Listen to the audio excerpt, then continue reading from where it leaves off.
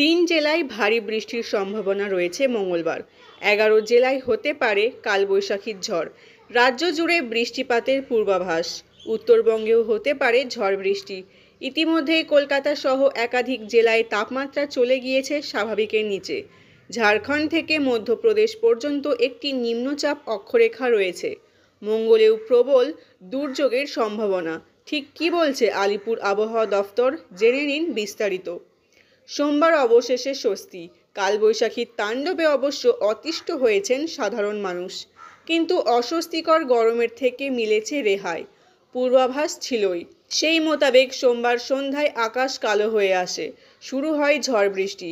বজ্র বিদ্যুৎ সহ বৃষ্টি চলবে শুক্রবার পর্যন্ত, পূর্বাভাস এমনটাই। পাশাপাশি আগামী 48 ঘন্টা রয়েছে ঝড় বৃষ্টির সতর্কতা।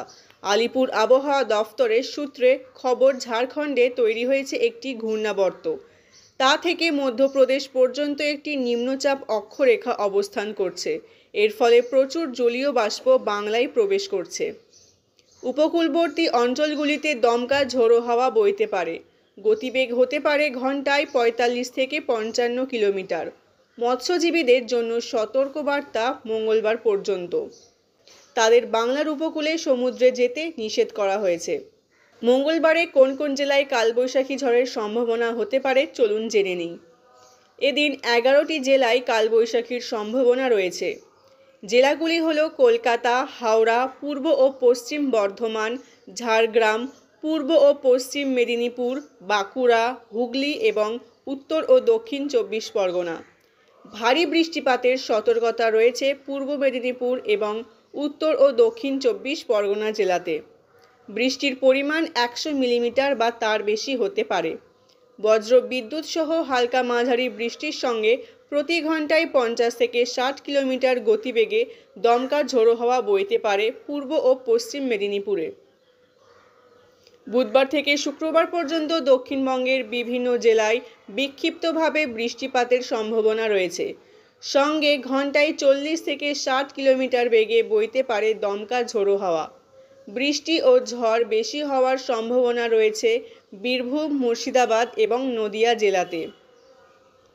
এইদিকে কলকাতার তাপমাত্রা এক ধাক্কায় অনেকটাই কমেছে। মঙ্গলবার শহরের সর্বোচ্চ তাপমাত্রা থাকতে পারে 32 ডিগ্রি এবং সর্বনিম্ন তাপমাত্রা থাকতে পারে 22 ডিগ্রি সেলসিয়াসের কাছাকাছি। গত 24 ঘন্টায় শহরের সর্বোচ্চ তাপমাত্রা কমেছে।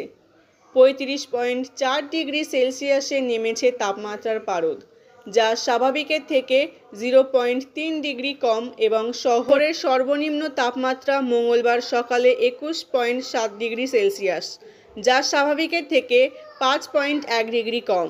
এদিকে বাতাসে জলীয় বাষ্পের পরিমাণ সর্বাধিক 98% এবং সর্বনিম্ন 66%।